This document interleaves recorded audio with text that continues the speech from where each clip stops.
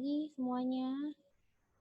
Selamat datang di acara kita pagi ini, SF Consulting Group Free Briefing, yang akan mengangkat tema mengenai transfer pricing, yaitu isu-isu terbaru di tahun 2020 ini dalam transfer pricing. Yang pertama kita ada peraturan terbaru untuk Advance Pricing Agreement, dan yang kedua ada update mengenai guidelines dari OECD yang terbaru mengenai financial transaction, dan yang terakhir mengenai efek dari COVID-19 ini terhadap TP dari perusahaan-perusahaan. Oke, selamat pagi. Yang sudah hadir ada 15 orang ya. Dari Ibu Nila Rahmawati, Bali Taurindo, selamat datang. Ibu Novi, selamat datang. Lalu Bapak Christian, lalu Bapak Komarus, selamat datang. Bapak Chandra Freddy, selamat datang. Lalu dari Pak Aldi, Sinfonia Teknologi, selamat datang. Ibu Vivi Novianti, dari MNC TBK, selamat datang. Lalu ada Ibu Fatimah Kasim dari PLN Batam, selamat datang. Ibu, Bapak. Kita masih menunggu untuk peserta yang lain yang belum join. Jadi sementara menunggu, saya akan membacakan untuk peraturan dari morning briefing live on Zoom kali ini. Ibu Agnesia sudah hadir. Selamat datang, Ibu. Selamat pagi. Lalu ada Ibu Mardiana. Selamat datang. Oke, saya bacakan dulu untuk morning briefing peraturan untuk hari ini ya. Nah, yang pertama, bentar ya. Karena kita sudah dischedulekan untuk waktunya, ini waktu kita strict dari jam 10.15 sampai jam 11.30. Dimohon kehadirannya, karena nanti kita tidak akan benar-benar menunggu untuk semuanya hadir. Nanti kita akan mulai. Lalu jangan lupa di-mute speakernya agar tidak mengganggu peserta yang lain atau tidak mengganggu penyaji yang menyajikan presentasinya. Lalu kita akan merekam kehadirannya dari Zoom chat. Jadi jangan lupa kalau sudah join, jangan lupa diketik. Misalnya Nia Kurniasari SF hadir, seperti yang tadi saya udah bacakan ya. Jadi kalau ada yang belum absen gitu, silakan absen. Lalu untuk sesi tanya jawab itu akan dibacakan setelah presentasi berakhir. Tapi Bapak Ibu semuanya bisa langsung mengirimkan pertanyaan kalau memang saat presentasi ada pertanyaan, langsung aja dengan cara mengetik di chat bar yang ada di situ. Nanti kita akan kumpulkan dulu, nanti setelah presentasi selesai baru nanti akan kita bacakan. Itu. Nah, nanti saat selesai sesi tanya jawabnya, kita harap Bapak dan Ibu dapat memberikan feedback dari link yang sudah kita berikan. Karena feedback ini sangat penting untuk kedepannya.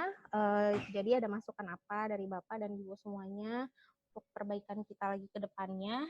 Dan untuk Bapak dan Ibu yang memang menginginkan kami untuk mengirimkan bahan presentasi hari ini, baru akan kami kirimkan kalau Bapak dan Ibu sudah mengisi feedback untuk kami. Tuh. Oke, siapa lagi yang sudah hadir? Ibu Yuri dari Tauzia. Oke.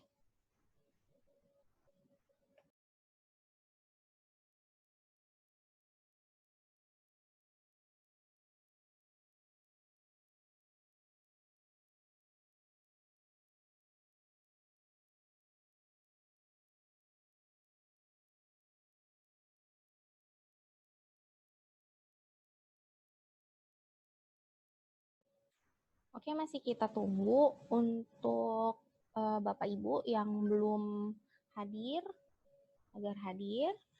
10 menit lagi ya, kita tunggu. Oke.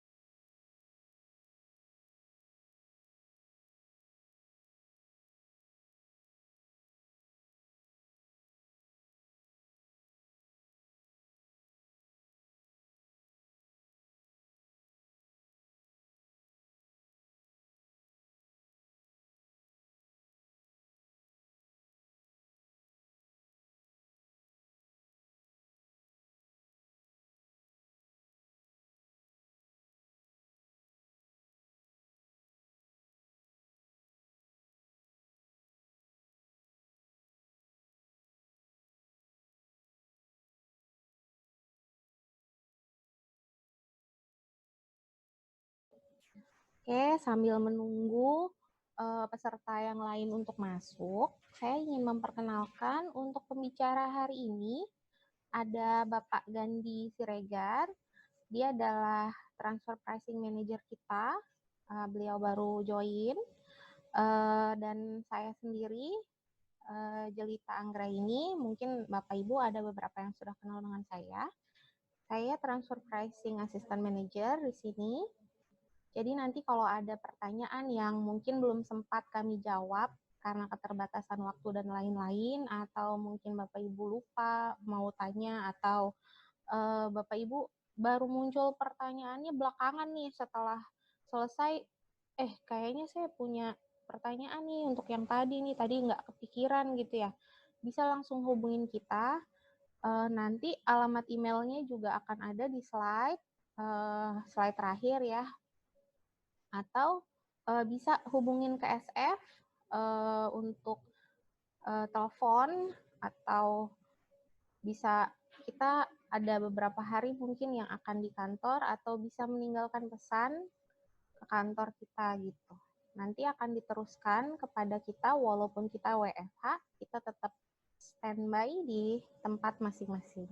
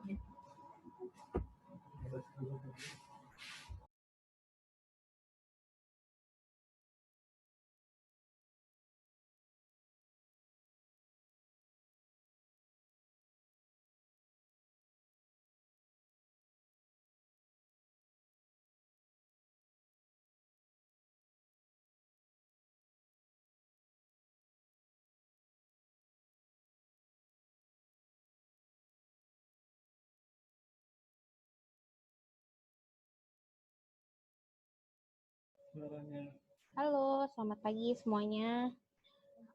Oke, sebelum dimulai, saya mau membacakan dulu nih untuk company profile. Mungkin ada Bapak dan Ibu yang memang sudah mengenal SF dengan sangat baik karena sudah klien bertahun-tahun, tapi mungkin ada juga dari Bapak dan Ibu yang belum mengenal SF, karena belum pernah bekerja sama dengan SF, kami tunggu kerjasamanya. Jadi SF Consulting adalah afiliasi dari Crow.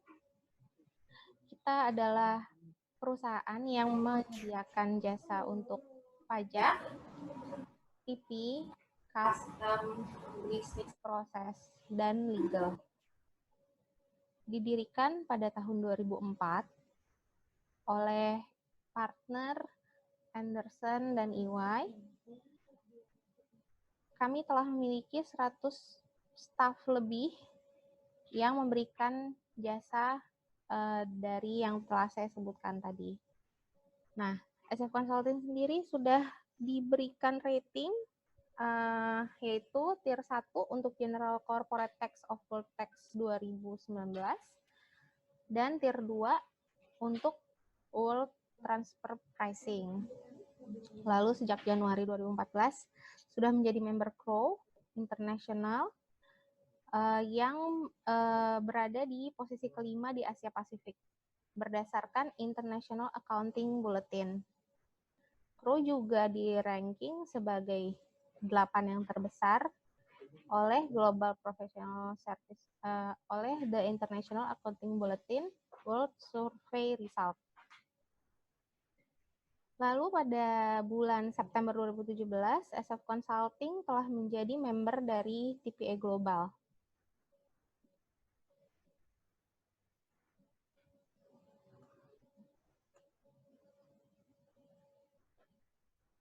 Oke, partner kami ada Ibu Sri Wahyuni Sujono,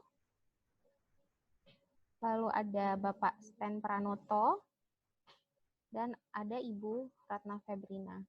Untuk tax service kami memberikan jasa tax consulting, planning, dispute resolution, international tax, tax risk management, tax compliance, dan lain-lain.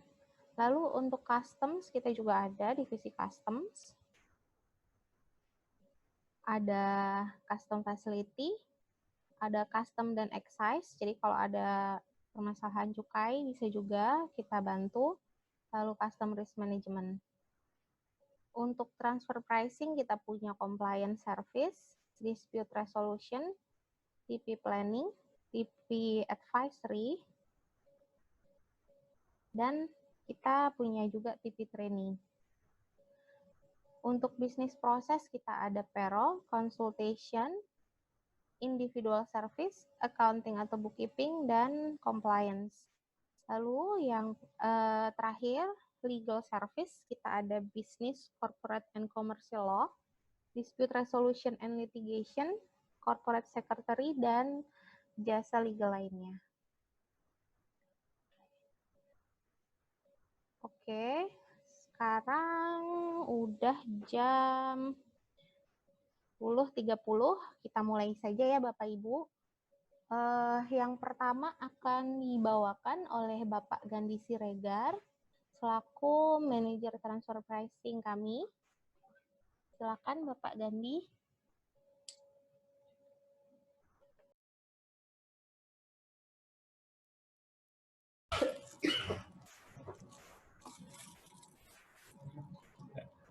Selamat pagi bagi kita semua.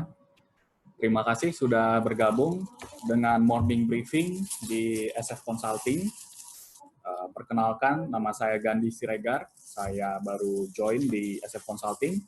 Dan pada pagi hari ini saya akan membawa presentasi mengenai update peraturan APA di Indonesia yang baru dikeluarkan oleh Menteri Keuangan dan juga mengenai pengaruh COVID-19 terhadap bisnis atau praktek transfer pricing di Indonesia. Baik, saya akan memulai dengan presentasi untuk update APA di Indonesia.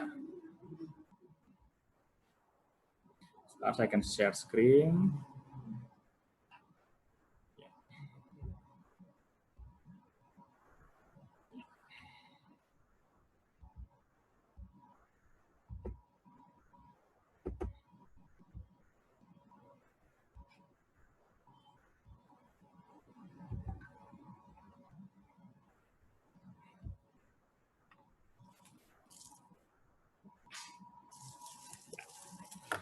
Peraturan Advance Pricing Agreement ini terdapat di PMK nomor 22/3/2020.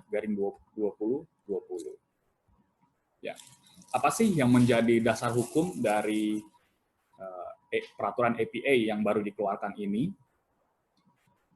Motivasinya adalah untuk memberikan kepastian dan menghindari terjadinya kesalahan dalam rangka penentuan harga transaksi antara pihak-pihak yang mempunyai hubungan istimewa.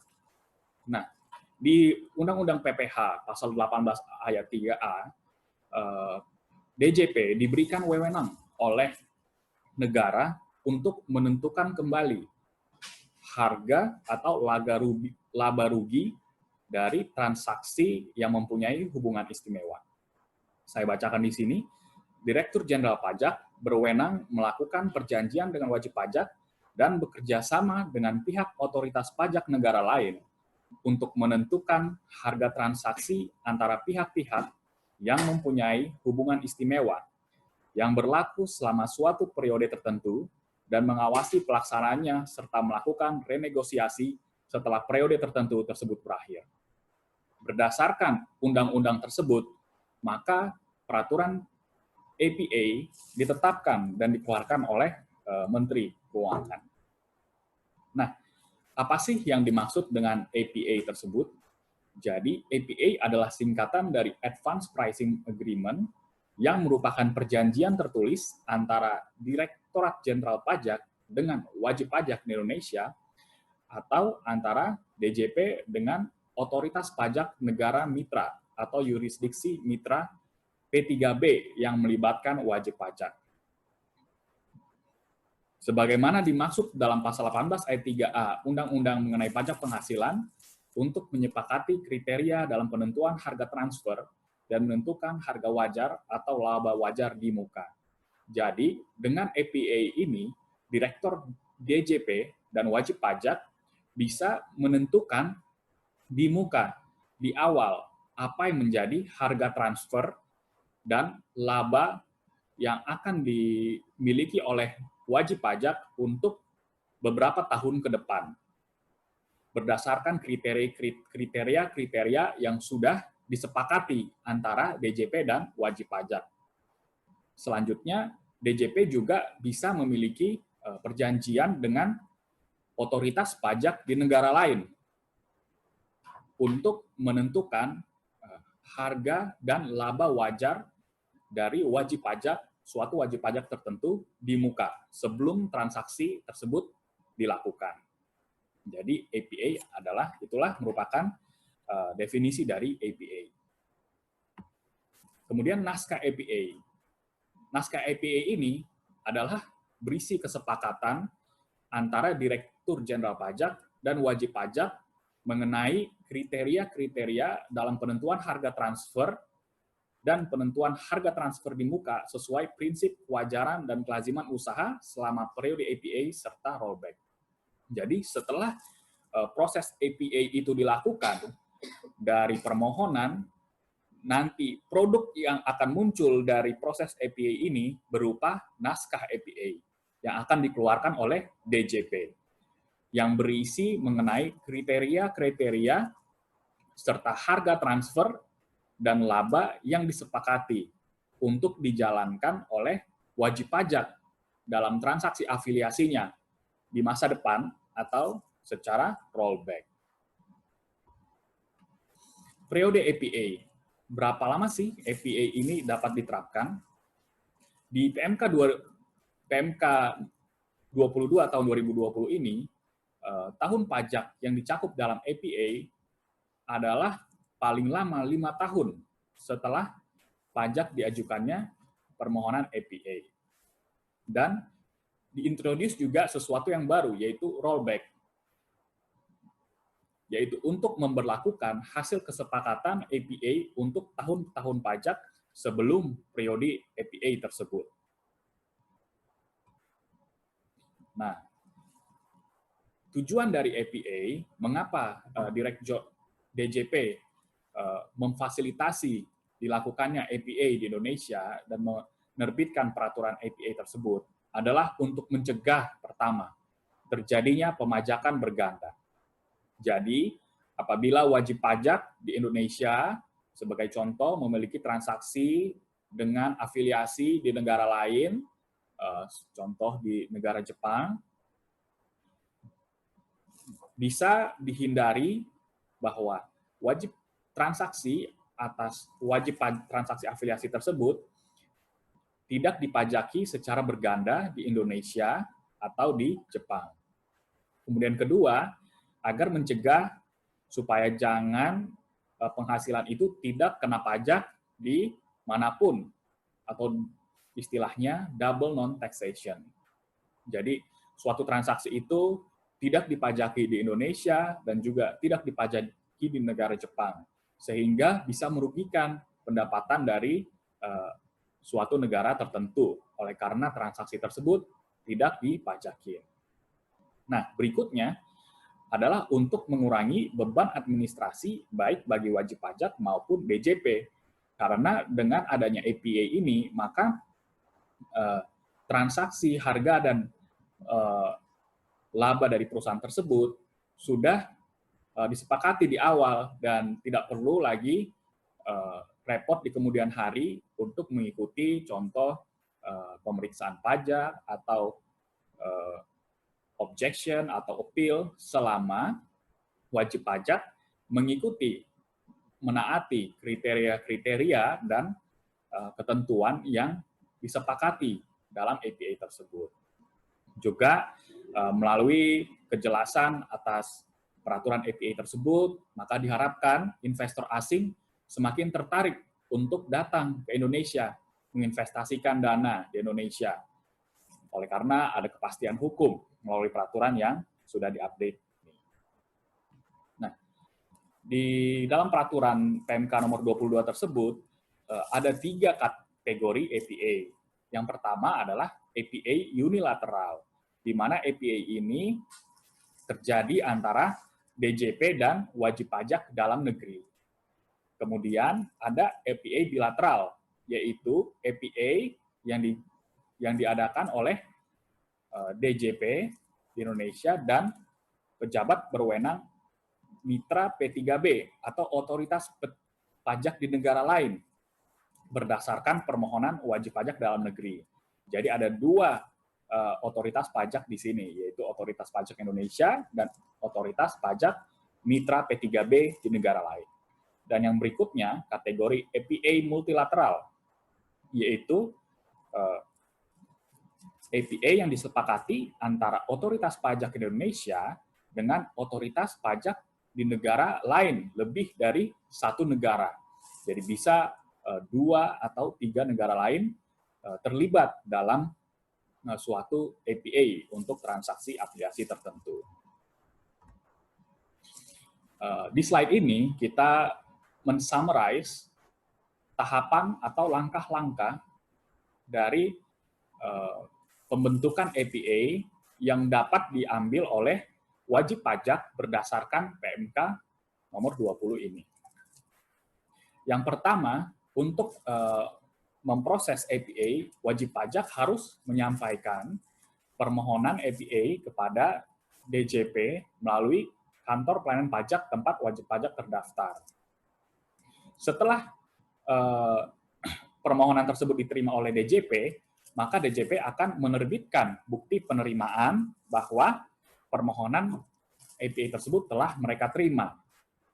Nah, setelah DJP menerima, mereka akan mulai melakukan penelitian atas kelengkapan syarat permohonan APA dan ketentuan wajib pajak yang dapat mengajukan APA tersebut.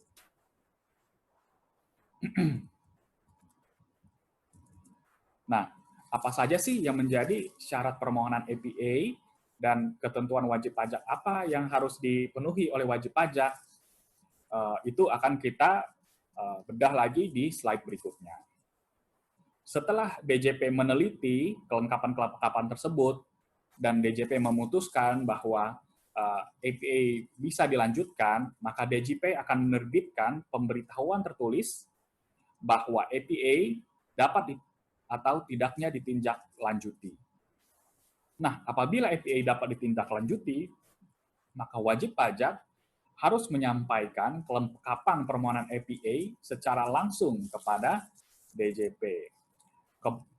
Kelengkapan permohonan APA itu berupa audit report yang sudah diaudit oleh akuntan publik untuk tahun pajak 3 tahun pajak terakhir, kemudian transfer pricing documentations, local file dan master file untuk 3 tahun pajak terakhir, dan penjelasan rinci mengenai penerapan prinsip kewajaran dan kelaziman usaha yang merupakan kelengkapan dokumen yang harus diserahkan kepada DJP apabila permohonan sudah disetujui.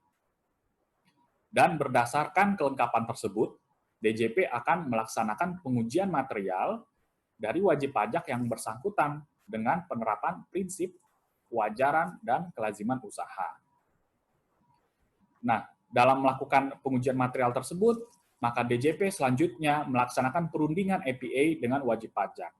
DJP dapat mewawancarai pimpinan perusahaan, juga dapat mewawancarai karyawan perusahaan, atau mereka dapat juga datang ke lokasi usaha wajib pajak dan meminta penjelasan-penjelasan lebih lanjut mengenai transaksi, mengenai operasional perusahaan, mengenai fungsi aset dan resiko, untuk memahami dengan lebih baik transaksi yang diajukan APA tersebut.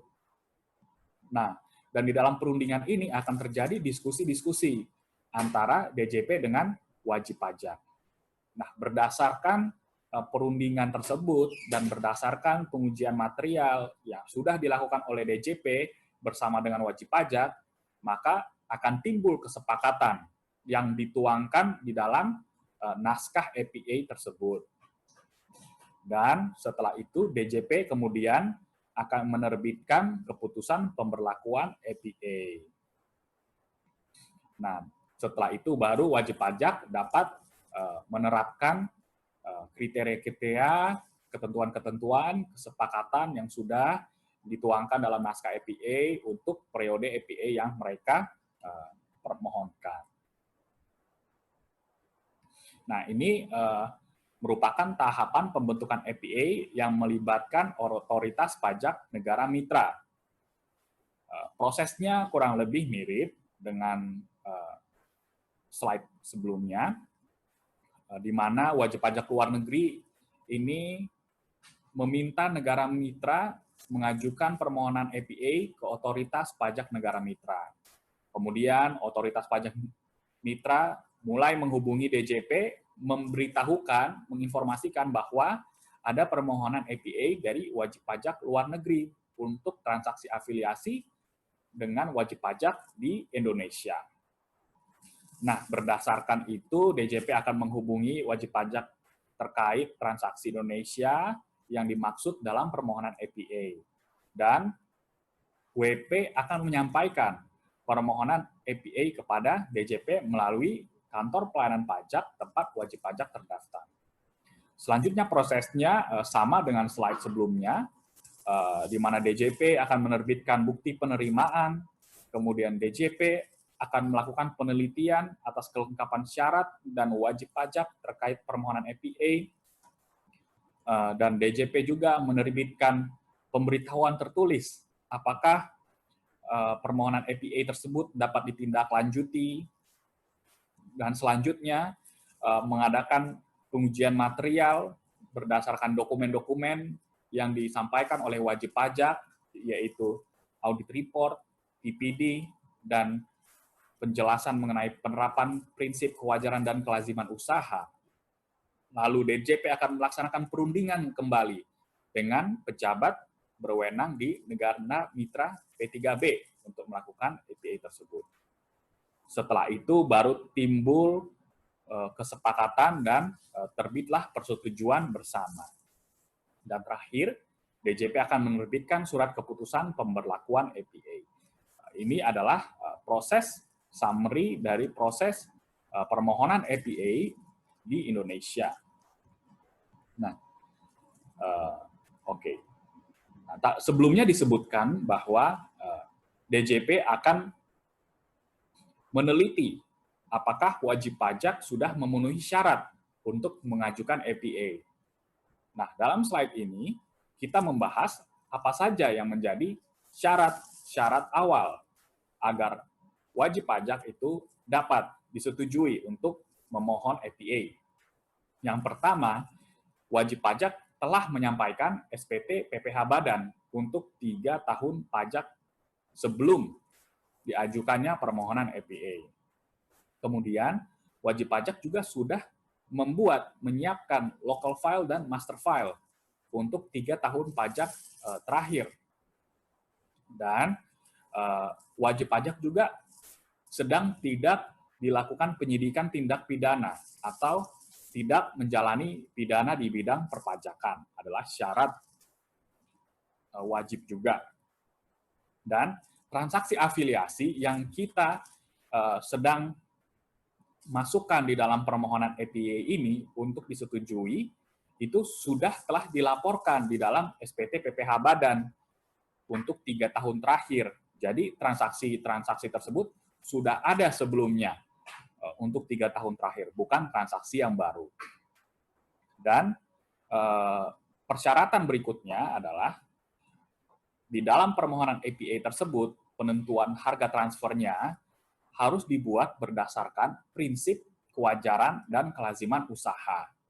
Dan ini penting juga, tidak mengakibatkan laba operasional wajib pajak menjadi lebih kecil daripada laba operasi yang telah dilaporkan dalam SPT PPh Badan 3 tahun terakhir. Nah, kemudian di dalam melakukan permohonan APA tersebut, ada beberapa kelengkapan yang harus dipenuhi oleh wajib pajak. Yang pertama, yaitu harus mengisi formulir permohonan APA dalam bahasa Indonesia sesuai dengan format yang sudah ditetapkan. Formatnya dapat ditemukan di dalam lampiran dari peraturan PMK mengenai APA tersebut. PMK nomor 22. Dan permohonan tersebut harus ditandatangani oleh pengurus yang namanya terdapat di dalam akta pendirian atau akta perubahan. Nah, permohonan APA ini juga timeline kita dapat mengajukan permohonan APA yaitu maksimal 12 bulan atau minimal 16 bulan sebelum periode APA itu dimulai. Jadi contoh, apabila kita mengajukan APA bulan ini, yaitu bulan Mei, maka maksimal dia itu APA-nya harus dimulai bulan November tahun 2020. Itu paling cepat. Dan paling lambat, APA tersebut harus dimulai bulan Mei tahun 2021. Merupakan timeline dari permohonan APA. Kemudian surat pernyataan bahwa wajib pajak bersedia melengkapi seluruh dokumen dalam proses APA. Nah, surat pernyataan ini juga dapat ditemukan formatnya di dalam lampiran PMK nomor 22 mengenai Advance Pricing Agreement tersebut. Nah, dokumen-dokumen yang perlu dilengkapi dalam proses APA yaitu audit report selama 3 tahun terakhir, ya tentunya yang diaudit oleh CAP independen, kantor akuntan publik independen, kemudian TPD, Transfer Pricing Documentations, untuk 3 tahun terakhir, termasuk di situ local file dan master file, dan penjelasan rinci mengenai prinsip kewajaran dan kelaziman usaha untuk transaksi afiliasi yang dimohonkan tersebut. Dan terakhir, wajib pajak juga harus mengisi surat pernyataan bahwa mereka bersedia untuk menjalankan kesepakatan yang sudah disepakati dalam naskah APA. Ya, di slide ini kita melihat data mengenai penanganan kasus APA pada tahun 2018. Di data ini kita melihat ada 17 kasus pengajuan kasus pada tahun sampai dengan tanggal 31 Desember 2018 dan ada 12 penyelesaian kasus sampai dengan 31 Desember 2018. Untuk APA unilateral. Dan untuk APA bilateral, ada 37 pengajuan kasus sampai dengan 31 Desember 2018, dan ada 9 kasus yang diselesaikan sampai dengan 31 Desember 2018. Kita harapkan ke depannya, setelah berlakunya peraturan PMK 22 ini, maka penyelesaian kasus APA, baik unilateral dan bilateral, dapat meningkat secara signifikan. Karena di dalam peraturan ini dijelaskan secara spesifik mengenai timeline, batas akhir, di mana pembahasan APA tersebut sudah harus selesai dan disimpulkan. Di mana di peraturan sebelumnya tidak terdapat timeline yang spesifik, sehingga dapat mengakibatkan diskusi APA tersebut berlarut-larut. Ini juga data statistik APA dan MAP dari tahun 2016 sampai dengan tahun 2019. Saya mau highlight ini di tahun 2019, untuk unilateral APA ada 3 permohonan baru yang masuk di tahun 2019, dan 11 permohonan baru untuk bilateral APA. Dan ada 4 kasus yang ditutup untuk unilateral APA dan 9 kasus yang ditutup untuk bilateral APA. Sehingga di akhir tahun 2019 ini ada 3 kasus unilateral APA yang sedang dibahas di Direktorat Jenderal Pajak, dan ada 29 kasus bilateral APA yang dibahas di dalam kantor DJP. Seperti yang saya sebutkan sebelumnya, kita mengharapkan ke depannya agar case-case yang ditutup dapat meningkat secara signifikan semenjak dikeluarkannya PMK nomor 22 tentang Advance Pricing Agreement tersebut.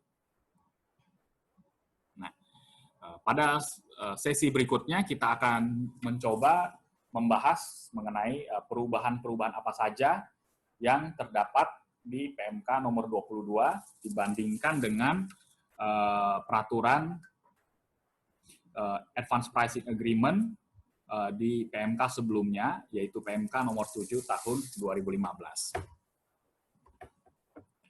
Ya, ini sebelumnya peraturan APA itu diatur di dalam PMK nomor 7 tahun 2015, dan sekarang diupdate dengan PMK nomor 22 tahun 2020. Nah, apa yang menjadi dasar pertimbangan penggantian peraturan APA tersebut, yaitu karena PMK nomor 7 tahun 2015 belum sepenuhnya sesuai dengan standar minimum dalam BEPS Action Plan 14 yang merupakan proyek OECD. Dan juga di PMK yang terbaru ini yang kita melihat ada penyempurnaan ketentuan APA, khususnya terkait dengan penentuan harga transfer, kemudian mengenai prosedur APA-nya juga sudah semakin jelas, dan jangka waktu, timeline, dilakukannya pembahasan, juga sudah ditentukan secara baik dengan jelas oleh peraturan PMK yang terbaru. Nah, ini adalah alur pertimbangan penggantian PMK APA. Yang pertama adalah untuk pemenuhan minimum standar BEPS Action Plan 14. Jadi agar negara kita juga menyesuaikan dan dengan perkembangan dari APA secara internasional dan standar internasional APA yang sudah diterapkan oleh negara-negara lain dan yang direkomendasikan oleh OECD. Dan juga dengan APA tersebut, maka penanganan sengketa perpajakan internasional menjadi lebih efektif. Ya, karena di peraturan ini sudah lebih dijelaskan lagi mengenai penentuan harga transfer, prosedur APA, jangka waktu, dan langkah-langkah tindak lanjutnya, sehingga memberikan kepastian hukum dan kemudahan akses dan pelayanan bagi wajib pajak dalam negeri dan juga bagi otoritas pajak negara mitra. Ya, ini adalah map peta mengenai PMK nomor 22 tersebut. Jadi di mapping ini dibagi ke dalam dua bagian. Bagian pertama yaitu mengenai prosedur APA, langkah-langkah apa saja yang dapat ditempuh, yang harus dilakukan oleh wajib pajak untuk dapat mengajukan permohonan APA. Dan di bagian kedua adalah mengenai konten atau materi dari pembahasan APA tersebut yang dituangkan oleh wajib pajak di dalam analisis mereka, seperti penerapan prinsip kewajaran dan kelaziman usaha.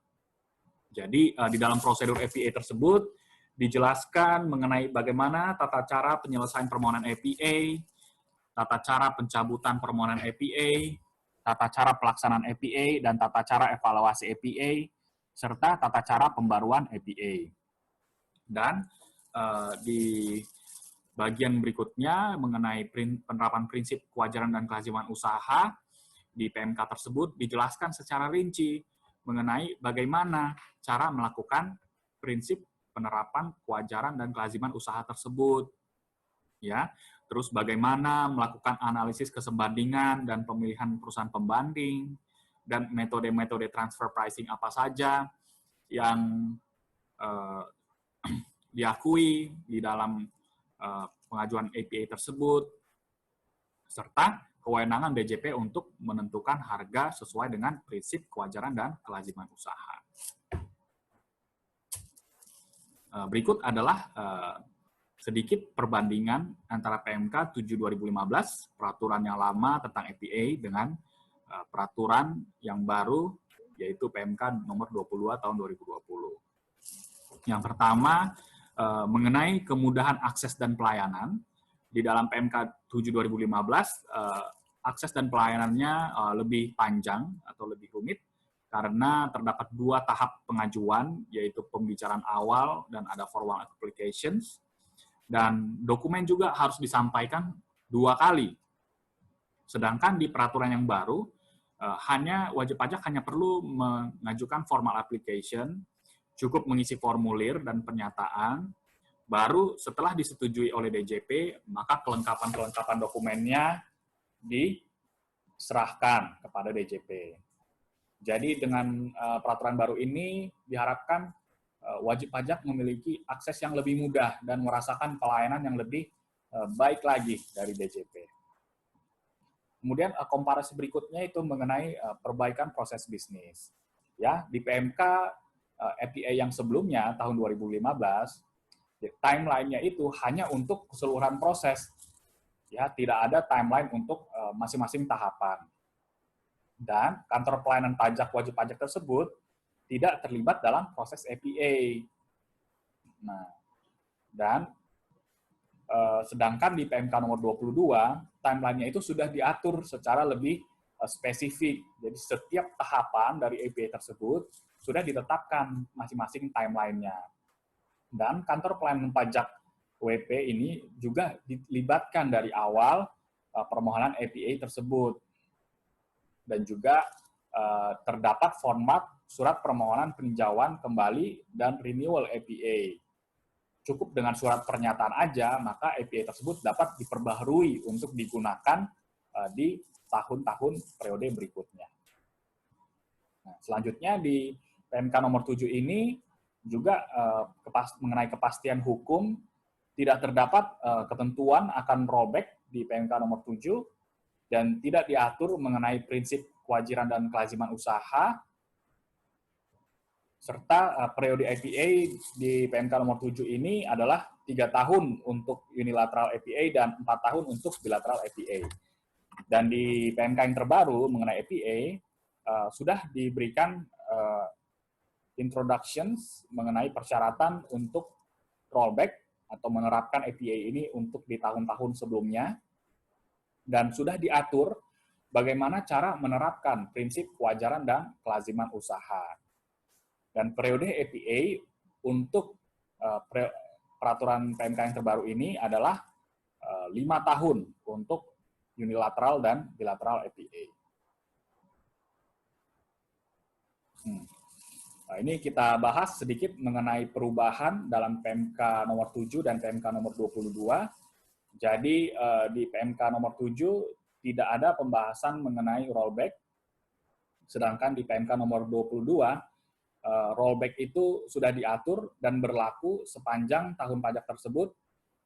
Fakta dan kondisi transaksi afiliasinya itu tidak berbeda secara material dengan fakta dan kondisi transaksi afiliasi yang telah disepakati dalam APA, kemudian belum daluarsa penetapan, juga belum diterbitkan surat ketetapan pajak (SKP), dan tidak dilakukan penyidikan tindak pidana di bidang perpajakan.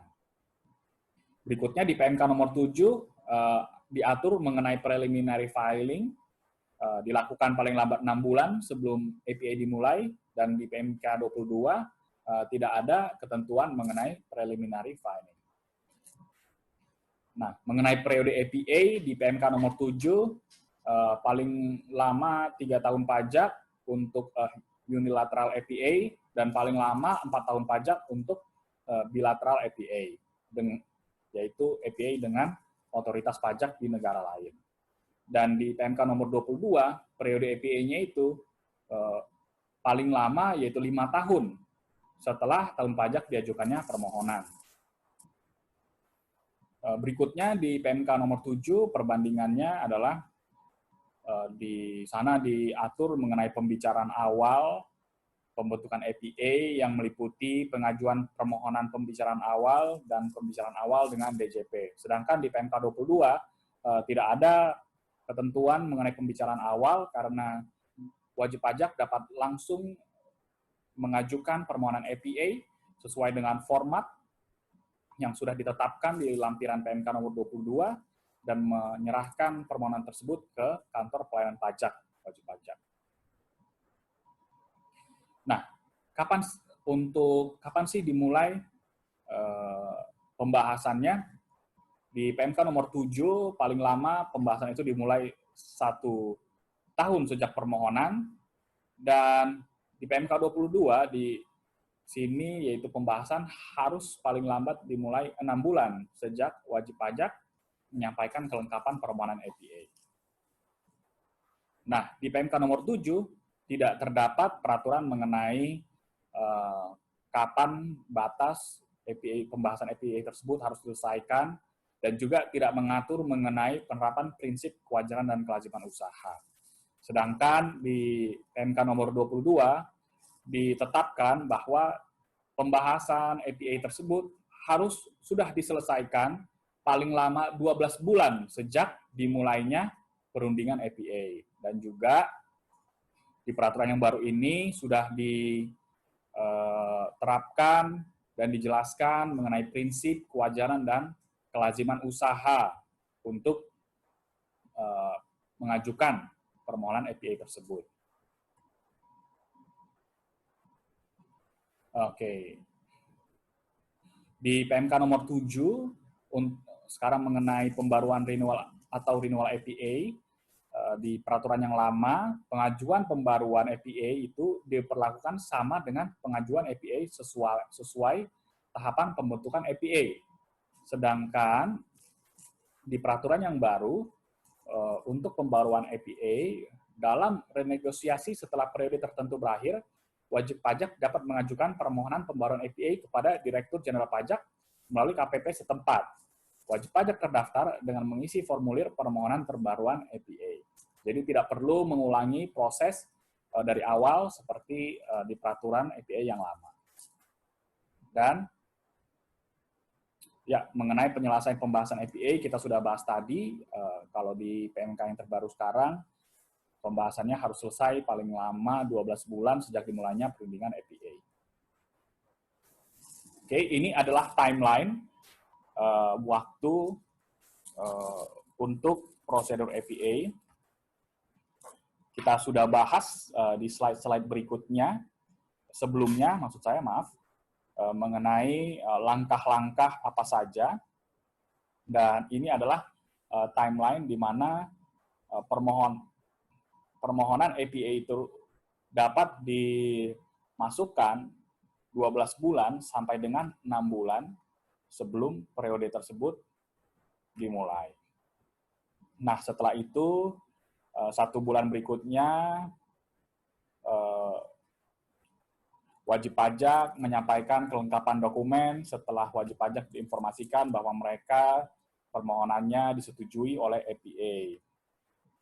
Dan selama 6 bulan berikutnya harus dimulai pembahasan pengujian material oleh DJP. Kemudian akan dilakukan perundingan selama 12 bulan sejak perundingan itu dimulai, di mana di perundingan tersebut wajib pajak dan DJP akan berdiskusi, berbagi informasi, DJP akan mewawancarai dan meminta penjelasan-penjelasan mengenai transaksi afiliasi dan bisnis perusahaan untuk memutuskan kesepakatan apa saja yang harus mereka tuangkan di dalam naskah FPA tersebut. Oke. Sebagai summary, maksimal penyelesaian unilateral FPA adalah 22 bulan, dan untuk bilateral FPA maksimal perundingannya yaitu 24 bulan sejak permohonan FPA tersebut disetujui oleh DJP.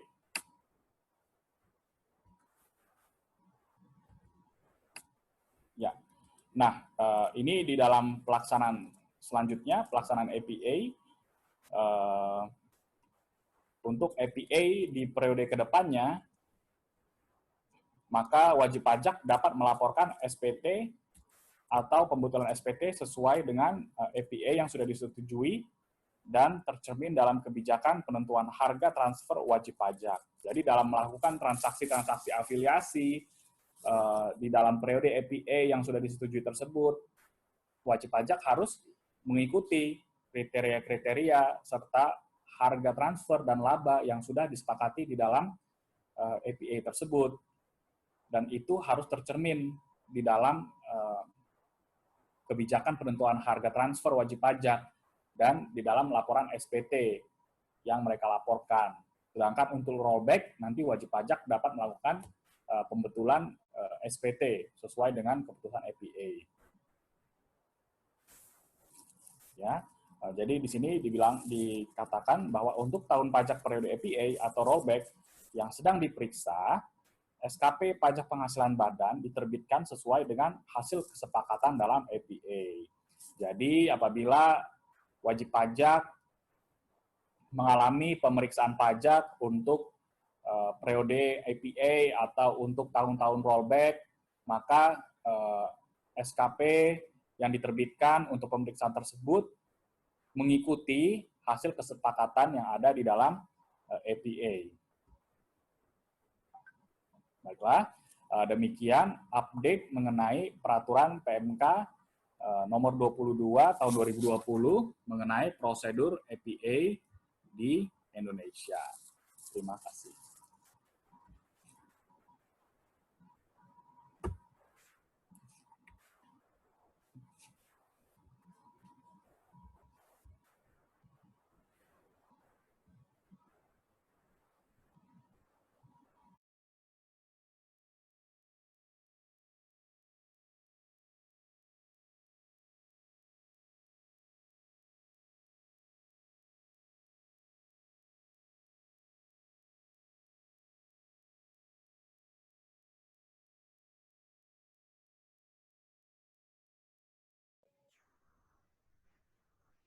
Oke, selamat siang semuanya.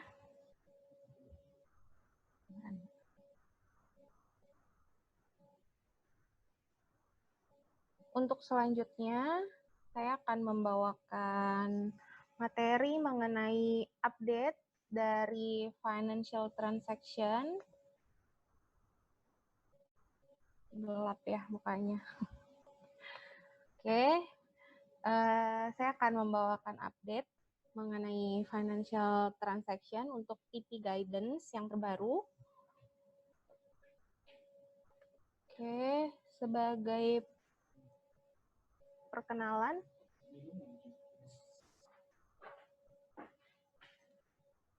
kedengeran ya suara saya ya?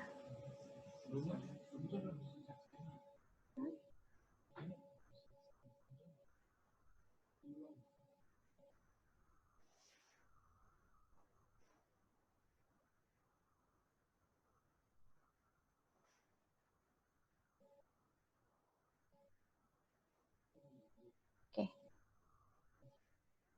ya dah. Oke, saya ulang ya.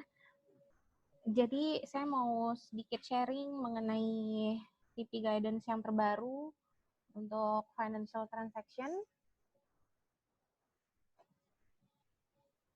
Oke. Lalu untuk perkenalan, introduction, jadi laporan ini diterbitkan untuk pedoman sehubungan dengan BEPS Action 4 dan Action 8 sampai 10. Ini untuk memperjelas pengaplikasian dari prinsip TP di OECD TP Guidelines dan memberikan pedoman terkait dengan isu-isu spesifik dalam transaksi pinjaman, cash pooling, financial guarantees, dan captive insurance.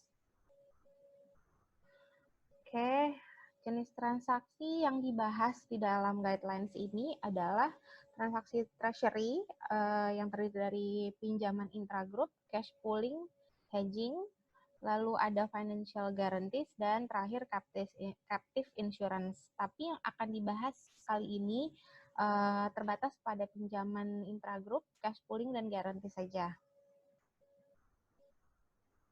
Yang paling pertama adalah masalah mengenai delineation of financial transaction. Jadi ini adalah inti dari TP Guidelines mengenai delineation. Nah, delineation ini sebenarnya apa sih? Kalau dari dictionary itu sendiri, delineation itu action of describing or making the edge of something. Lalu ada lagi dari Oxford itu act of describing, drawing or explaining something in detail. Description, drawing of explanation itself.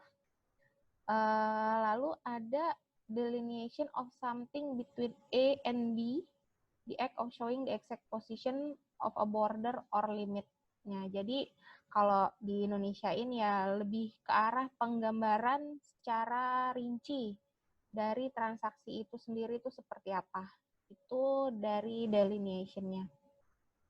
Lalu penggambaran dari transaksi keuangan itu harus dimulai dengan identifikasi menyeluruh atas karakteristik ekonomi yang relevan. Yang termasuk ini ada faktor-faktor kesebandingannya, ini sama dengan semua transaksi yang bisa diuji dengan metode transfer pricing, yaitu yang pertama ketentuan kontraktual, yang kedua, analisis fungsional untuk melihat aset yang fungsi yang dilakukan, aset yang dimiliki, dan resiko yang ditanggung. Lalu karakteristik dari instrumen keuangan yang dianalisis, lalu kondisi ekonomi dari para pihak dan pasar, serta strategi dari para pihak. Nah, saya jelaskan sedikit mengenai yang tadi. Jadi yang pertama itu untuk ketentuan kontrak ya, itu kita harus memperhatikan apakah ketentuan kontrak dan actual conduct-nya udah sesuai. Lalu yang kedua untuk functional analysis, analisis fungsional itu ini bukan hanya untuk borrower aja, jadi di sini ada untuk lender dan borrowernya. Nah, apakah lender memiliki fungsi yang cukup untuk mengelola pinjaman? Apakah memiliki kontrol atas resiko dari pinjaman yang diberikan? Lalu borrowernya apakah memiliki cukup dana untuk membayar bunga dan pokok hutangnya? Apakah dapat menyediakan jaminan atau kolateral? Apakah dapat memenuhi kewajiban lainnya dalam kontrak kalau ada? Nah, itu masuk ke analisis fungsional. Lalu untuk karakteristik dari instrumen keuangan tersebut, itu karakteristiknya seperti apa? Misalnya untuk loan, jumlahnya berapa, jatuh temponya kapan, fix atau float, dan lain-lain itu ya. Lalu untuk kondisi ekonomi itu hal-hal yang mempengaruhi itu antara lain mata uangnya, letak geografisnya, lalu peraturan lokal, atau sektor bisnis borrowernya.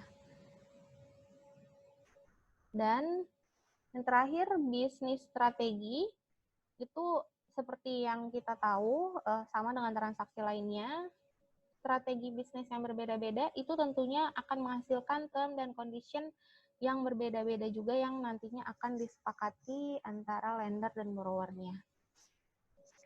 Oke, jadi di sini kita mengenal yang namanya two-sided perspektif. Jadi kita nggak hanya melihat dari sisi borrower aja, kita juga melihat dari sisi lender.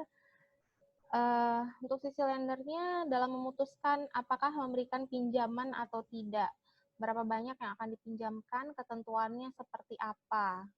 Bahan pertimbangannya antara lain melibatkan pengecekan beberapa aspek terkait borrower, keadaan ekonomi, dan option atas pemanfaatan dana yang dimiliki oleh lender. Kalau lendernya punya dana, lebih baik akan dikemanakan ya, apakah dipinjamkan, atau di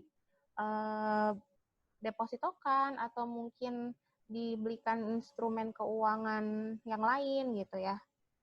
Lalu pertimbangan yang sama dengan independent lender dianggap relevan karena tersedianya informasi yang dibutuhkan di dalam grup. Nah, pertimbangan tersebut antara lain mencakup creditworthiness, credit risk, dan economic circumstances.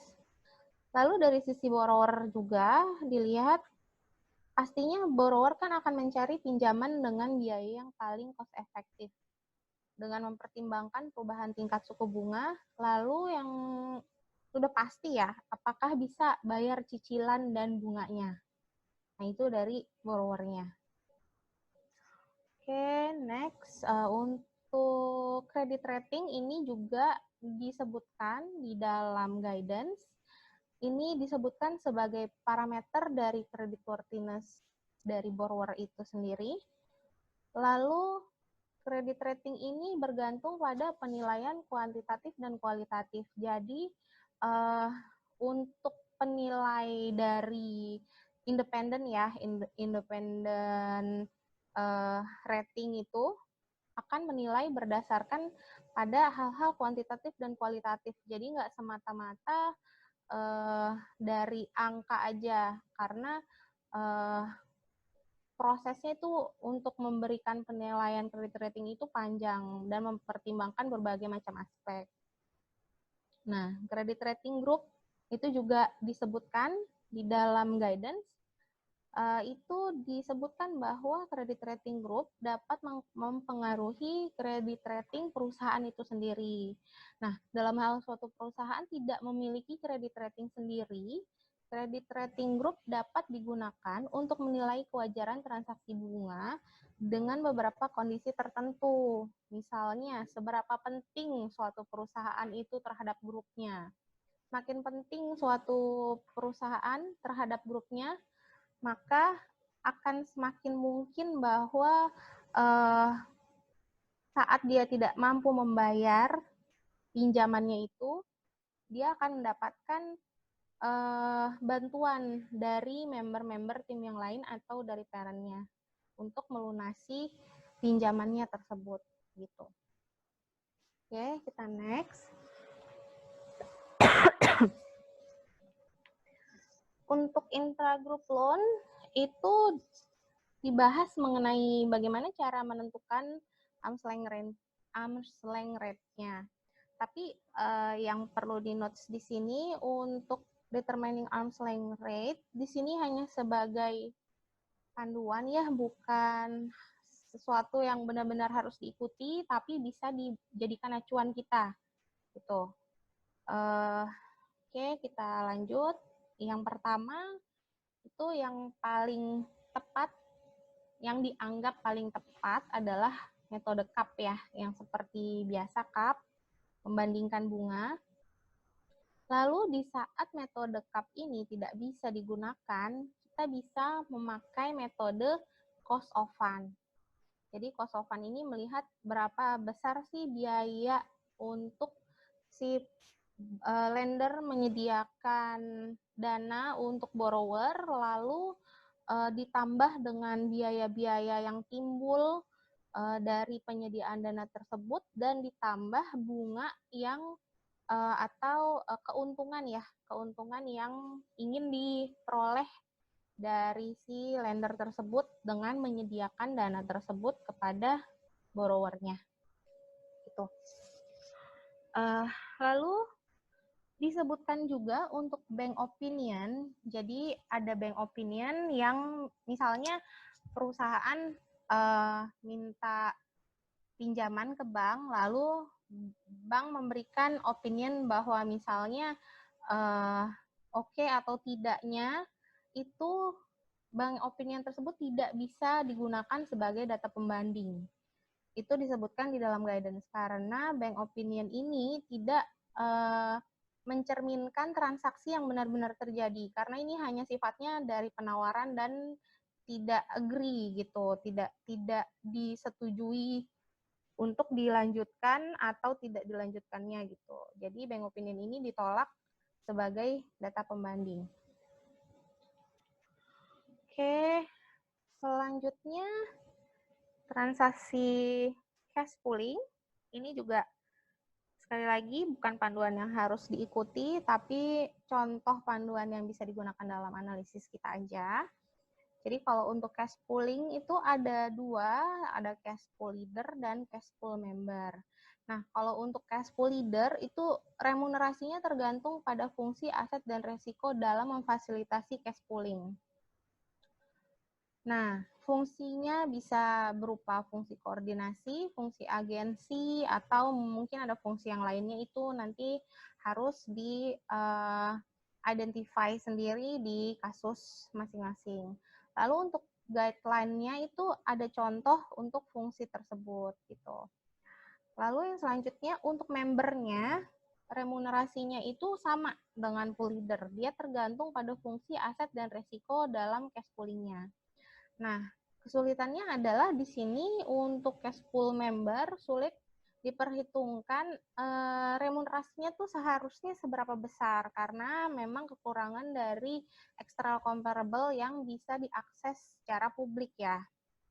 Jadi bisa juga kita menggunakan pertimbangan lain untuk menentukan remunerasinya. Misalnya pilihan lain di luar cash pooling. Cash pool member ini untuk memperoleh pinjaman, atau kalau dia yang bagian memberikan pinjaman tuh option di luar itu agar dia memperoleh keuntungan tuh apa sih gitu. Nah, itu bisa dijadikan pertimbangan untuk menentukan remunerasinya. Oke. Next. Ini yang terakhir untuk transaksi guarantee. Jadi kalau guarantee itu biasa dari parent company ya, yang memberikan garansi ke bank agar subsidiary-nya sebagai borrower tuh bisa memperoleh pinjaman dengan bunga yang lebih rendah dan jumlah pinjaman yang lebih tinggi. Makanya si parent akan memberikan jaminan kepada bank bahwa jika ada sesuatu hal yang menyebabkan subsidiary-nya tidak bisa membayar, itu dia yang akan mengambil alih tugas dari borrower itu. Nah, lender juga dapat meminimalisir resiko dengan adanya jaminan dari garantor tersebut. Jadi dia juga resikonya menjadi lebih kecil karena ada garansi dari si parent company itu. Nah, di sini disebutkan beberapa metode untuk menguji garansi ini, yaitu CAP method, yield approach, cost approach, valuation of expected loss approach, dan capital support method. Jadi yang paling kita familiar tuh pasti CAP method ya. Tapi untuk CAP method itu sendiri sebenarnya kalau untuk guarantee ini itu sulit sekali dilakukan untuk CAP method karena masalah ketersediaan data eksternal dan internal berupa guarantee yang sebanding. Nah, sulit sekali menemukan data ini pada database atau data-data yang tersedia untuk publik karena pada dasarnya transaksi ini itu tidak lazim dilakukan oleh perusahaan-perusahaan yang tanpa ada hubungan istimewa. Jadi jarang sekali yang memberikan garansi kalau PTA memberikan garansi ke bank bahwa PTB akan melunasi, jika tidak PTB tidak bisa melunasi, PTA menanggung. Nah, itu kalau independen kayaknya susah ya, jarang. Mungkin ada, tapi mungkin tidak dapat diakses secara publik gitu. Nah, makanya karena kesulitan itu, jadi disarankan menggunakan alternatif yang lain, yaitu 4 alternatif yang tadi, yaitu yield approach, cost approach, valuation of expected loss, dan capital support method. Gitu. Oke, dari saya untuk penjelasan mengenai sharing ya, mengenai guidelines yang baru ini sampai di sini. Tapi untuk peraturan di Indonesia sendiri memang belum ada sama sekali ya untuk financial transaction, jadi ini mungkin hanya sebagai panduan ya, bukan dasar hukum ya, tapi bisa digunakan untuk kita menilai remunerasi yang tepat untuk transaksi-transaksi finansial di antara perusahaan afiliasi. Oke, terima kasih. Untuk yang selanjutnya akan dibawakan oleh Bapak Gandhi. Yang terakhir adalah mengenai impact of COVID-19 pada transfer pricing ya. Oke, selamat mendengarkan.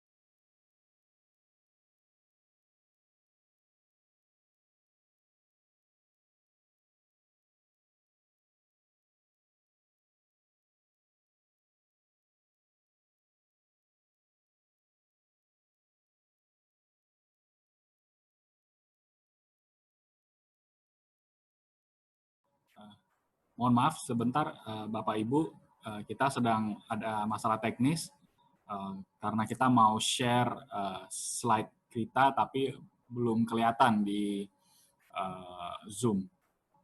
Sebentar kita sedang perbaikin.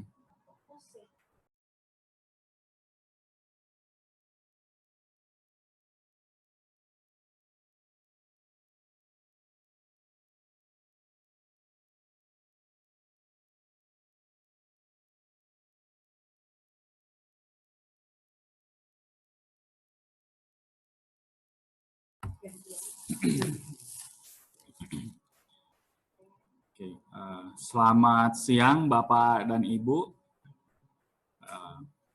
Kembali lagi bersama saya, Gandhi Siregar.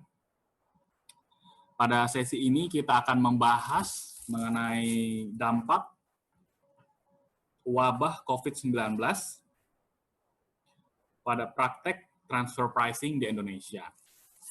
Saya yakin Bapak dan Ibu sekalian juga sudah aware akan wabah COVID-19 ini yang sudah mempengaruhi kita punya aktivitas sehari-hari, baik di dalam pekerjaan atau di dalam ibadah kita, atau di dalam lingkungan kita di sekitar rumah. di mana wabah ini memberikan pengaruh yang signifikan akan kehidupan kita, termasuk juga dalam praktek transfer pricing di Indonesia. Agenda untuk sesi ini yang pertama adalah mengenai latar belakang, kemudian kedua adalah mengenai dampak COVID pada transfer pricing Indonesia, dan berikutnya adalah apa yang wajib pajak harus persiapkan untuk mengantisipasi dampak COVID-19 pada transfer pricing.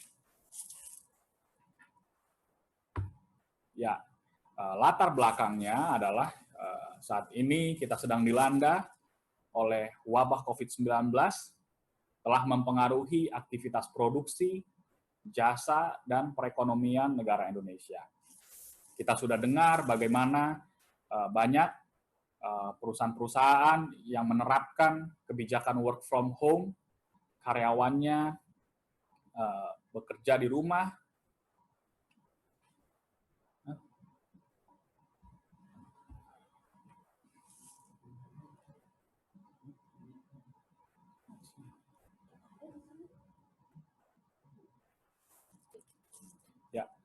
Dan bagaimana COVID-19 itu dapat berpotensi mempengaruhi kinerja operasional perusahaan,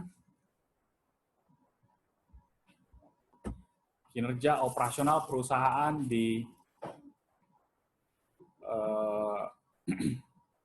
Indonesia ataupun di negara-negara lain.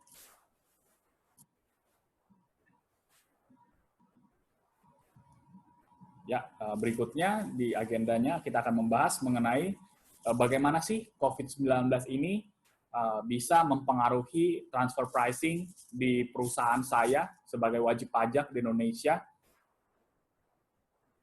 Ya, yang pertama adalah wabah COVID-19 ini berpotensi untuk mengganggu operasional perusahaan, mengganggu aktivitas produksi, mengganggu aktivitas penyerahan barang dan jasa. Dan juga oleh karena banyak orang yang sekarang tinggal di rumah, karantina, isolasi diri, maka perputaran ekonomi pun menjadi melambat, sehingga revenue dari perusahaan, penjualan, tidak sebaik pada bulan-bulan atau tahun-tahun sebelumnya. Sehingga tidak diherankan akan ada wajib pajak yang berpotensi mengalami kerugian yang diakibatkan oleh COVID-19 ini. Nah, berdasarkan pengalaman kita pada tahun-tahun sebelumnya, DJP cenderung menyoroti wajib pajak yang mengalami kerugian, khususnya apabila wajib pajak tersebut memiliki transaksi dengan pihak afiliasi, tak terkecuali dengan perusahaan-perusahaan yang mungkin akan mengalami kerugian pada tahun 2020 ini oleh karena wabah COVID-19.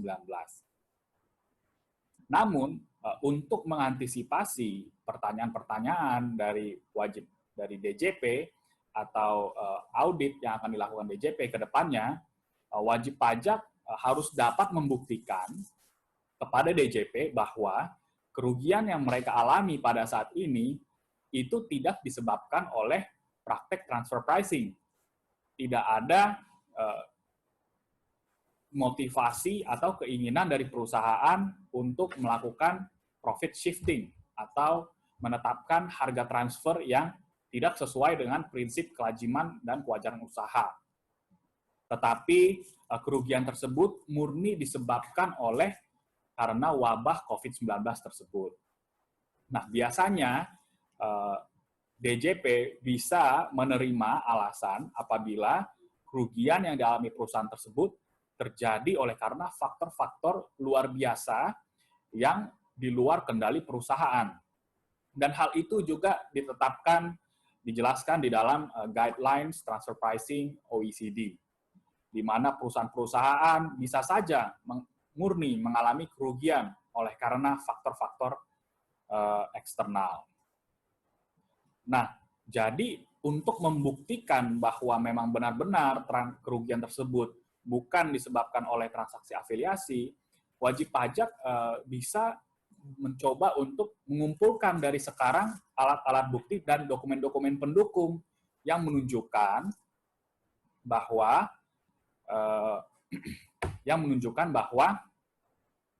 perusahaan memang mengalami tren penurunan penjualan nih, pendapatan sejak wabah COVID-19 ini dimulai di Indonesia.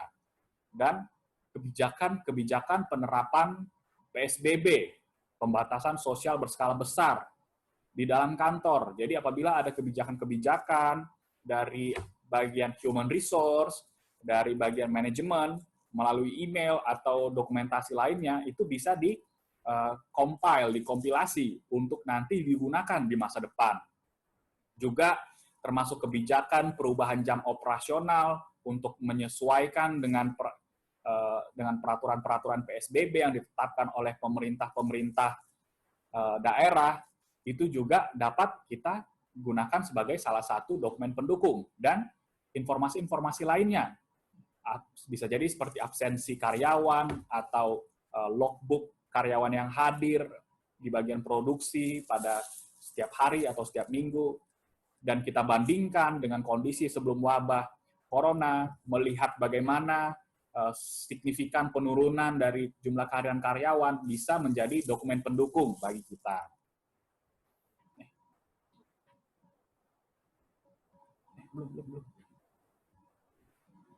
Nah, dan selanjutnya kita juga bisa mencoba membuat forecast model keuangan untuk mensimulasikan bagaimana sih kira-kira COVID-19 itu mempengaruhi laba rugi dari perusahaan kita, agar kita tahu nih bagaimana nanti impact-nya terhadap resiko perpajakan kita.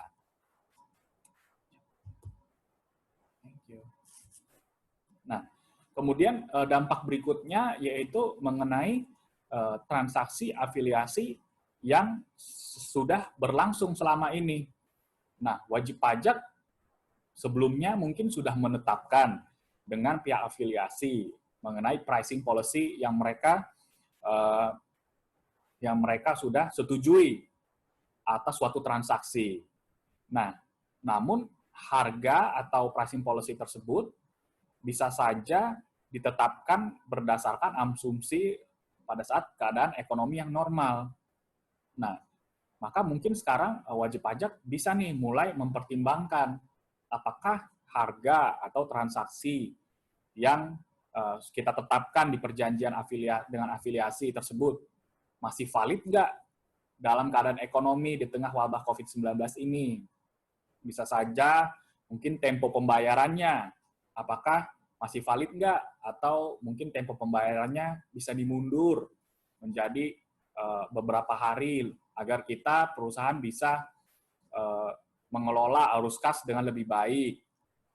Merupakan contoh-contoh bagaimana kita bisa mengevaluasi kembali mengenai perjanjian dengan pihak afiliasi tersebut. Nah, kemudian COVID-19 ini juga selain mempengaruhi kita punya perjanjian dengan pihak afiliasi, juga dapat mempengaruhi kebutuhan pendanaan dari wajib pajak. Karena di masa COVID-19 ini, pada saat pendapatan perusahaan menurun, maka arus kas itu menjadi suatu masalah yang cukup signifikan bagi wajib pajak untuk dapat tetap menjalankan operasionalnya dengan baik. Nah, oleh karena itu mungkin wajib pajak membutuhkan nih pendanaan dari grup internal atau dari grup eksternal, bisa saja berupa pinjaman, loan, atau capital. Nah, seperti tadi yang sudah dibahas melalui presentasi Jelita, bagaimana untuk penetapan harga akan loan dari related party atau atas parent guarantee, jaminan dari parent untuk memperoleh loan dari eksternal itu harus ditetapkan berdasarkan prinsip kewajaran dan kelaziman usaha. sesuai dengan pembahasan yang barusan dibahas tadi pada sesi sebelumnya.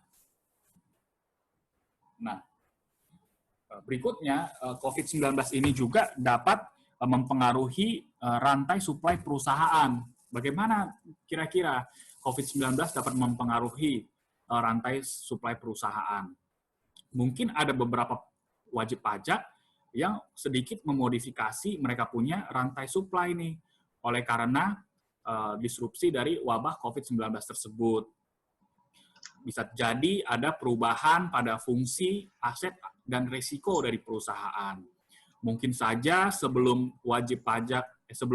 wabah COVID-19 ini, wajib pajak cuman menjual seluruh produknya kepada pihak afiliasi. Jadi wajib pajak tidak perlu melakukan pemasaran dan penjualan. Namun, sejak wabah COVID-19 ini dimulai, wajib pajak mengalami penurunan penjualan kepada pihak afiliasi. Order dari pihak afiliasi ini menurun secara drastis. Mau tidak mau, wajib pajak harus mikir gimana caranya supaya pendapatannya tetap ada, supaya bisa membayar biaya-biaya yang sudah keluar. Nah, mungkin mereka memodifikasi. Sekarang mulai jualan ke pihak ketiga, mulai ditambah fungsi pemasaran, mulai ada melakukan sales and marketing. Yang sebelumnya tidak ada, sekarang menjadi ada sales and marketing. Perubahan seperti itu, perubahan fungsi aset dan resiko bisa saja terjadi untuk beradaptasi dengan kondisi yang baru di wabah COVID-19 ini, agar perusahaan tetap dapat survive dan melewati wabah tersebut dengan baik. Nah, akibat dari perubahan rantai suplai tersebut juga dapat mempengaruhi ketentuan transfer pricing dari grup yang sudah berlaku saat ini. Maka dari itu, perlu bagi wajib pajak untuk juga memodifikasi ketentuan transfer pricing yang ada saat ini untuk mencerminkan pengalokasian fungsi, aset, dan resiko grup. Jadi bukan hanya rantai suplainya saja yang dimodifikasi, tapi kebijakan transfer pricing-nya juga harus dimodifikasi agar dapat saling sesuai satu dengan yang lain. Ya, berikutnya, setelah kita mengetahui bagaimana COVID-19 itu berdampak terhadap praktek transfer pricing di perusahaan kita, wajib pajak, maka berikutnya kita harus tahu apa kira-kira yang harus kita persiapkan untuk menghadapi dampak COVID-19 tersebut. Nah, yang pertama, wajib pajak ini disarankan untuk melakukan dokumentasi dengan baik secara berkelanjutan atas faktor-faktor ekonomi yang terjadi di perusahaannya, khususnya yang terkait dengan COVID-19. Dampak keuangan yang dialami oleh wajib pajak sebagai akibat dari COVID-19 adalah alasan valid atas perubahan pada kondisi keuangan perusahaan. Bisa saja karena COVID-19 ini, perusahaan tertentu menjadi rugi. Dan itu adalah alasan valid yang dapat diterima berdasarkan OECD Guidelines dan juga berdasarkan praktek yang dilakukan oleh DJP selama ini. Karena perusahaan-perusahaan independen juga banyak atau ada yang mengalami kerugian juga pada saat ini oleh karena COVID-19. Maka itu disarankan agar wajib pajak untuk menyiapkan dokumen-dokumen pendukung sehubungan dengan dampak COVID-19 terhadap operasi perusahaan secara keseluruhan. Seperti yang kita sudah bahas pada slide sebelumnya, yaitu kebijakan PSBB, terus daftar hadir karyawan, kemudian bukti penurunan penjualan, dan dokumen-dokumen pendukung lainnya. Kemudian yang berikutnya yang dapat dilakukan oleh wajib pajak adalah membandingkan antara analisis ex ante dengan analisis ex post. Jadi yang dimaksud dengan analisis ex ante di sini adalah pendekatan di mana wajib pajak membuktikan bahwa mereka telah melakukan usaha untuk mengikuti prinsip kewajaran dan kelaziman usaha pada saat transaksi afiliasi terjadi. Jadi pada saat transaksi afiliasi sedang terjadi, di dalam metode ex ante ini wajib pajak langsung melakukan pembuktian atas prinsip kewajaran dan kelaziman usaha.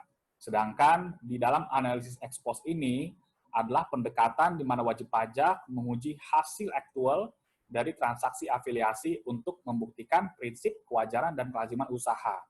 Jadi ex post ini adalah setelah transaksi itu terjadi atau setelah di akhir tahun, kemudian kita tahu bagaimana aktual dari hasil transaksi afiliasi tersebut, baru hasil aktual tersebut diuji berdasar untuk membuktikan prinsip kewajaran dan kelaziman usaha. Bedanya tadi dengan ex ante, yaitu pengujian dilakukan pada saat transaksi terjadi. Jadi belum diketahui bagaimana hasil aktual dari transaksi afiliasi tersebut. Nah, berdasarkan penjelasan ini, maka apabila analisis ex post ini mau diterapkan, itu akan sulit. Oleh karena pada saat nanti di akhir tahun 2020, kita mau menguji hasil aktual transaksi afiliasi kita, sayangnya informasi data pembanding untuk tahun 2020 belum tersedia di database. Yang ada itu adalah informasi untuk tahun 2019 untuk perusahaan pembanding. Dan itu adalah tahun sebelum terjadi COVID-19. Sehingga bisa mengakibatkan laba kita menjadi di bawah dari laba perusahaan-perusahaan pembanding oleh karena perusahaan pembanding tahunnya belum dipengaruhi oleh COVID-19. Oleh karena itu bisa saja sebagai opsi lain wajib pajak menggunakan pendekatan ex ante. Jadi wajib pajak membuktikan bahwa harga transfer yang ditetapkan di awal tahun tersebut sudah sesuai dengan prinsip kewajaran dan kelaziman usaha. Jadi bisa saja budgetnya dari sekarang atau forecast-nya sekarang itu dites dengan prinsip kewajaran dan kelaziman usaha. Dan apabila ada penyimpangan terjadi di hasil aktualnya, maka itu bisa kita simpulkan atau bisa kita informasikan bahwa merupakan akibat dari COVID-19. Nah, ini juga seperti yang saya sebutkan tadi, wajib pajak bisa mencoba untuk melakukan renegosiasi atas perjanjian dengan afiliasi. Salah satunya bisa juga dengan melakukan penundaan tempo pembayaran atau memperoleh pendanaan dari afiliasi. Karena supplier independen juga mereka mau kadang-kadang untuk membantu customer-nya mereka dalam mengelola arus kas, mereka mau memberikan sedikit kelonggaran atas tempo pembayaran. Jadi diperpanjang tempo pembayarannya supaya customer-nya lebih gampang, lebih mudah dalam mengelola arus kas. Jadi sama juga perusahaan afiliasi dapat memberikan fasilitas penundaan pembayaran untuk membantu dalam pengelolaan arus kas. Nah, grup perusahaan juga harus bisa memprediksi nih, bagaimana arus kas di masa depan untuk 3 bulan, 6 bulan, 1 tahun, supaya bisa menentukan metode apa nih yang paling tepat untuk digunakan, supaya bisa mendukung arus kas perusahaannya dengan lebih efektif lagi. Ya, dan terakhir, pihak afiliasi juga dapat meningkatkan pinjaman dari afiliasi untuk mengelola modal kerja yang diperlukan oleh anak perusahaan. Baik, sebagai kesimpulan, atas dampak COVID-19 terhadap praktek transfer pricing ini, yaitu wabah COVID-19 ini dapat memiliki dampak yang cukup signifikan terhadap usaha wajib pajak di Indonesia. Bahkan dampak COVID-19 tersebut dapat terus dirasakan meskipun wabah COVID-19 tersebut telah berakhir nantinya. Oleh karena itu, wajib pajak harus dapat melakukan persiapan dari awal dan mengambil langkah-langkah yang sesuai untuk mengurangi resiko pajak yang diakibatkan oleh COVID-19 tersebut. Baiklah, demikian presentasi dari saya. Terima kasih dan selamat siang.